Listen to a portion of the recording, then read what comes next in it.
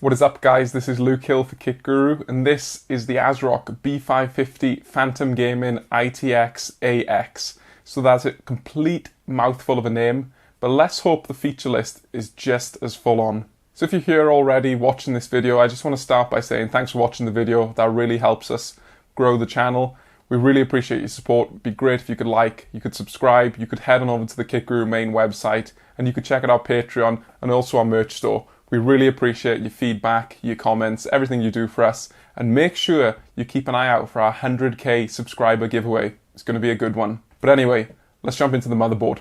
So clearly this is a mini ITX B550 offering. It's built around an 8-layer PCB with a 6+2 phase power delivery solution, so clearly pretty comprehensive for those small powerhouse AM4 builds that we know you guys like. You get dual M.2 connectors, plenty of 10 gigabit per second USB connectivity, and you get high-speed networking both through wired and wireless. So let's take a deeper look at all the features. If we start off by looking at the motherboard itself, we can see that this uses ASRock's typical Phantom gaming styling. So you've got a lot of dark black. This is a matte black PCB and I think it looks very good personally. You've got dark greys and silvers, and then you've got touches of red here and there. This motherboard does feature RGB lighting, so you get some lights at the bottom of the PCB on the rear side, so you get a good underside glow. Focusing on the rear of the motherboard, if I just flip this around, we can see primarily, obviously you get one of the M.2 connectors, and we'll focus on that in more detail later on, and then you get a flat plate that covers the rear side of the PCB where some of the VRM componentry is. Of course, with this rear M.2 slot, it's actually driven by lanes from the B550 chipset, so it's PCIe Gen 3x4 maximum bandwidth. Now, the mounting position is ideal because you can stick a drive in there and forget about it. You don't have to uninstall it, and there's limited space on the front of the motherboard. However, from a cooling perspective, it's really challenging. Clearly, there's no inbuilt heatsink because it just wouldn't fit, and even thin drives such as the WD Black SN750, which has got a good heatsink, but even a relatively thin heatsink, it's highly unlikely it's going to fit on this backside. So basically, you're going to be running a bare M.2 drive, or perhaps an M.2 drive with a very thin metal sheet heatsink. You are going to have to watch out for cooling, so perhaps put the OS drive back here, and then your write intensive drive can go on the front side connection. Moving along to the RAM area, we can see two single latch DIMM slots, and of course these take DDR4 memory. You can install up to 64 gigabytes using 32 gigabyte DIMMs, and ASRock quotes speeds of over 5 gigahertz on the DDR4 memory, but of course that's via overclocking, and that depends on the memory controller for your specific CPU. And then another positive of the RAM slots is that I would say the space in between them and the CPU slot is actually pretty good, to be fair. Obviously the CPU area uses the standard AM4 mounting hardware, and the reason I point this out is because ASRock's X570 variant of this board actually uses Intel LJ115X mounting hardware for the coolers. I didn't think that was a great idea at the time. It had its purpose, but not an ideal idea, because the interface and the ecosystem for AM4 cooling hardware, even in low-profile mini ITX form, is very good these days. One other point I want to make note of with regards to the cooling on this motherboard and the socket is that these brackets are actually very good. Now, I know that's a really weird point to reference on a high-end motherboard, but they're the blocky, chunky design as opposed to the smooth and round design that we see on some of the competing vendors. And the reason I highlight this is because the screws and the clips on our Corsair and Fractal coolers bite much, much better on this blocky, angular design as opposed to the smooth design. A minor point, but one that I was really pleased to see. And then of course, as we've already mentioned with the CPU socket, there's plenty of room around there for top-down air coolers and AIO blocks. In terms of top edge connectors, then we've got the usual set. So we've got two 4-pin fan headers. One of these is specifically allocated CPU fan duties, and then the other one doubles up as a secondary CPU fan header or water pump header. Now the CPU fan header can actually do 1 amp, and then the secondary header is actually 2 amp, as is the other 4-pin fan header in another area of the motherboard. On this top edge, we also see one 3-pin addressable RGB header and one 4-pin 12-volt RGB header in what I would perceive to be the ideal location for these.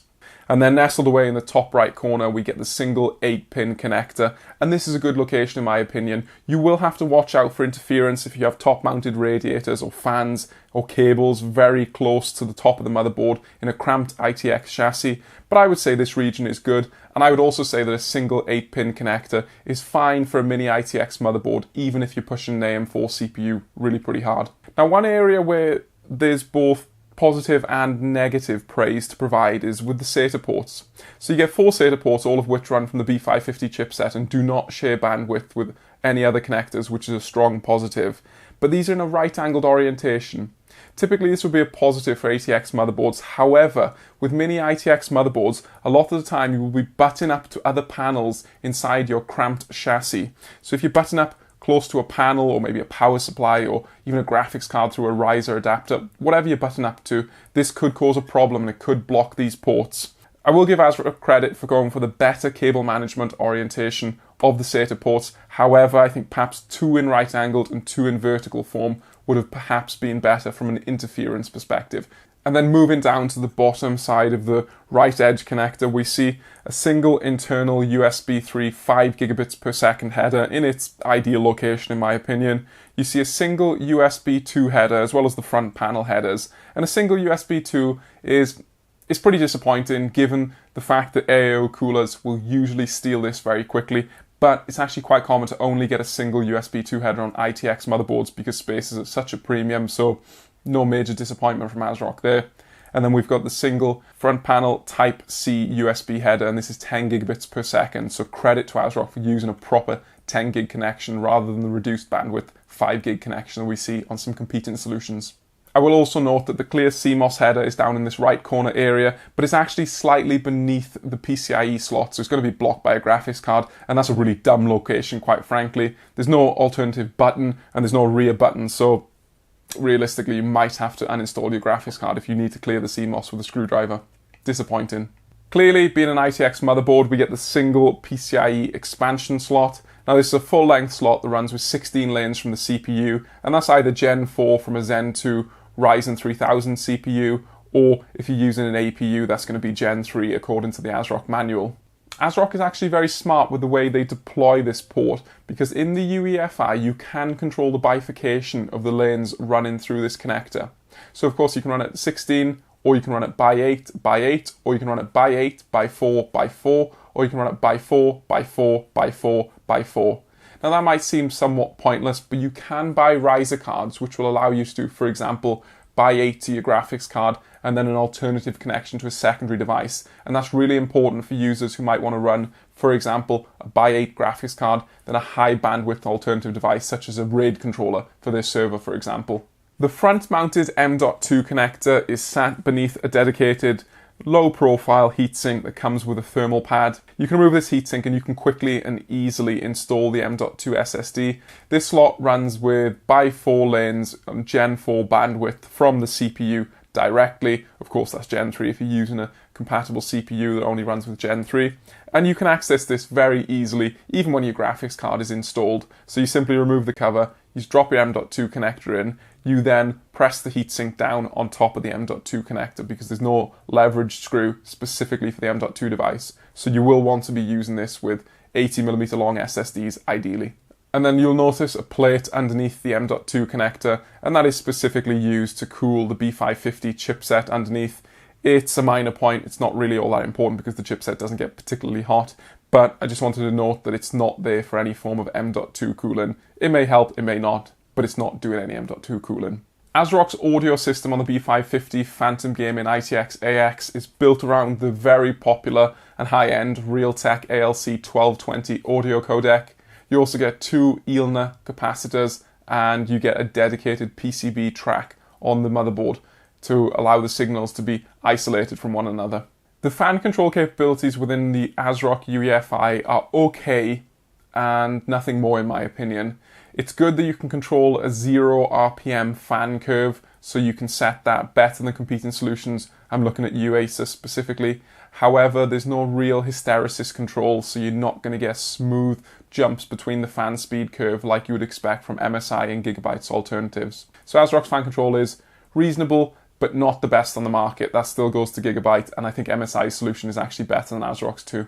Another slight disappointment with regards to the fan speed control is you only really get 2 temperature sensor input readings, so you can only really drive the fan curve off the CPU or the motherboard temperature, not other sensors that could have been mounted along the motherboard. I would say the rear I/O is actually pretty reasonable as far as ITX standards go. So you get 4 5 gigabits per second Type A USB ports, and these can all be used simultaneously. They are actually run by an ASMedia ASM1074 hub, so that's something to bear in mind if you're pushing a lot of data through them simultaneously.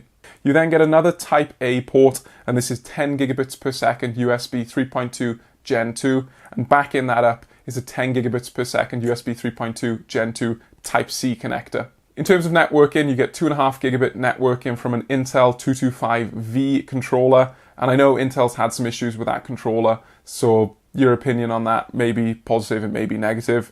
And then high-speed networking for the wireless comes from a Wi-Fi AX200 adapter, and that's Intel again. The audio ports are slightly disappointing. You only get 3.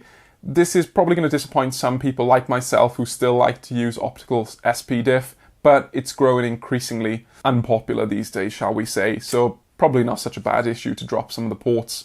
And then in terms of video output, ASRock's solution is very good in my opinion. You get DisplayPort 1.4, so that can do proper high resolution support over a single cable. And then you get HDMI 2.1 that can also do 4K 60 from a supported APU. I am disappointed with some areas of the rear I/O though. There is no BIOS flashback button or BIOS flashback capability, and that's disappointing with this motherboard. And there's no rear clear CMOS button, and that again is disappointing.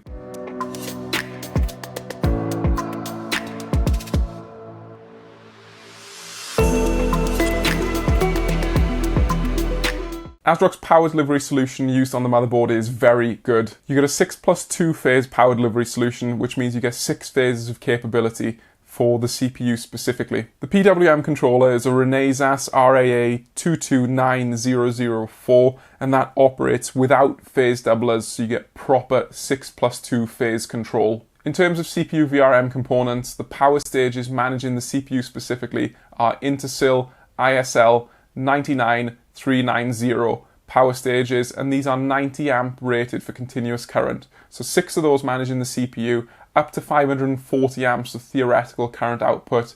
You're not going to have to worry about AM4 CPUs on this motherboard. That is a very strong power delivery solution for an ITX offering in a compressed form factor. And then to go alongside arguably some of the best power stages on the market in the 90 amp Intersil units, you get some 60 amp ISL 99227 power stages. There's 2 of those for the SoC. And rounding out the VRM are 8 alloy chokes mounted on the front side near the smart power stages, and then you get a bunch of flat capacitors on the rear side of the motherboard. Some of these are marked 100C03, and these look to be driving the 6-phase VRM for the CPU, and then you get a 10+4 configuration for the capacitors that are marked 47002HQA. ASRock advertises that the capacitors are 12K rated Nichicon capacitors on the marketing webpage. Overall, I'd say that's a strong power delivery solution for a motherboard of this caliber and in this space constraint. And then in terms of VRM heatsink, ASRock advertises the XXL aluminium alloy heatsink, which is complete nonsense because there's nothing extra large about this heatsink. It looks fit for purpose, quite frankly. To be honest, I'm actually slightly disappointed with this heatsink design. ASRock has been quite smart to gravitate the bulk of the mass and the surface area away from the CPU socket to give you extra CPU cooler clearance. And there are thermal pads on there making contact with the power stages on the front and also the chokes or the inductors if you prefer. However, I don't think ASRock made efficient use of the volume of space that they're dealing with, especially given the grooves and the interference free zones between the controllers they're using for the rear I/O connections. ASRock could have easily added some more fins on the downside just to give some more surface area, and I think more effort to add surface area could have been made across this L-shaped heatsink, to be honest. I will say, however, that the frontal area of the heatsink is pretty reasonable for mini ITX. That means that a fan blowing directly head on to the motherboard should give some reasonable cooling effectiveness. And I'm very glad to see that there's no fan on this heatsink. Now, I know a fan might perhaps be perceived as preferable because it would improve the VRM cooling capability, but I don't think it's necessary with B550 and AM4 products, especially when you're using high-end power stages underneath the VRM heatsink. I think that ASRock's decision to not use a fan and not introduce that point of failure and that annoying point of noise is a good move in my opinion. And then if we move around to the rear side, we can see some more cooling for the VRM in the form of a small metal strip with 2 thermal pads on there, and this contacts all of the flat capacitors on the rear side of the motherboard and will sap some heat away from there. Anyway, I think that just about covers the main details for the ASRock B550 Phantom Gaming ITX AX motherboard. Let's jump into the test system and then the results. Our test system is based around the Ryzen 9 3950X processor. We use this 16-core beast to really stress the power delivery solution on these motherboards. Cooling the processor is a Fractal Celsius plus S28 Prisma 280mm AIO. We've got 2x8GB of DDR4 3200MHz CL14 DDR4 memory from G-Skill.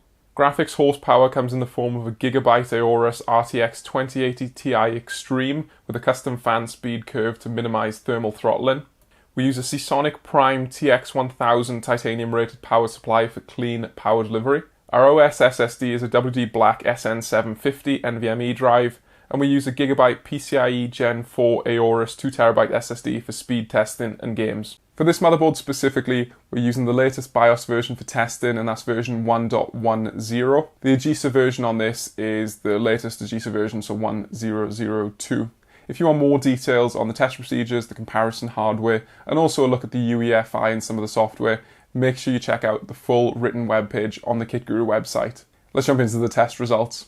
ASRock's B550 Phantom Gaming ITX AX motherboard delivers strong performance for our CPU-focused tests. The board is consistently at or near the top of our multi-threaded and single-threaded test charts. The primary reason as to why ASRock scores so well is because its voltage levels and power draw are higher than competitors, and its sensor readings driving the Precision Boost 2 algorithm are erroneous. This makes the Ryzen 9 3950X run at elevated frequencies compared to the other motherboards.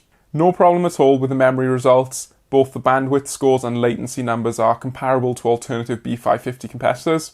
Gaming performance from ASRock's Mini ITX offering is good, and the results are comparable to Gigabyte and MSI B550 boards. Asus boards, however, typically retain a small but consistent lead in both gaming tests. The usual 5 GB per second transfer speed was achieved on the cooled PCIe Gen 4 M.2 SSD connection. Of course, any M.2 SSD installed in the chipset connected slot on the rear side will be limited to PCIe Gen 3 by 4 bandwidth and any CPU to chipset link speed restrictions. Thermal performance from ASRock's thin metal strip heatsink was adequate with our back-to-back write-intensive benchmarks, and that's good to see. Sata 6GB per second performance from the B550 chipset ports is as expected. Built around the Realtek ALC 1220 audio codec, Rightmark Audio Analyzer scored the ASRock motherboard system as very good overall. I was happy with the level of ease experienced when overclocking the B550 Phantom Gaming ITX AX motherboard. ASRock's UEFI is clear and is fairly well laid out for the core overclocking settings.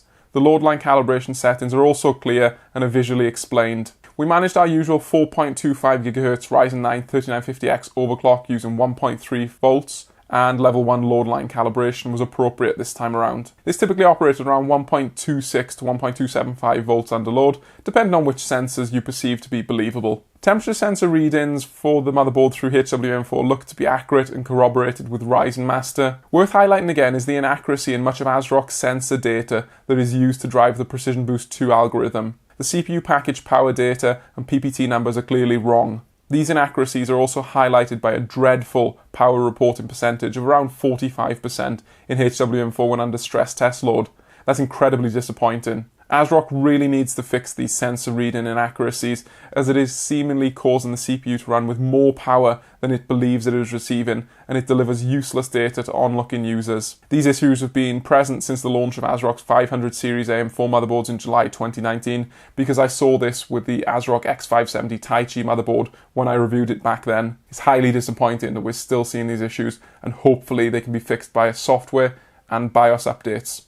Unsurprisingly, given the inaccurate sensor data feeding incorrect information to the CPU's Precision Boost 2 algorithm, power draw numbers at stock are not good for ASRock's B550 Phantom Gaming ITX AX. We noted almost 50 watts higher power draw from the wall than the next hungrier stock clock competitor when running Blender. The differences are far smaller under ADA stress test conditions, however. Overclocking largely rectifies the issues when using our manually set voltage levels. It is promising to see that there is no inherent inefficiency with the motherboard's superb power delivery hardware. The stock clocked annoyances are instead tied to presumably fixable sensor and software read-in bugs. Higher than usual power draw for our Ryzen 9 3950X based test system results in the CPU temperature jumping beyond 80 degrees at stock. This is notably hotter than ATX B550 competitors that we have tested with.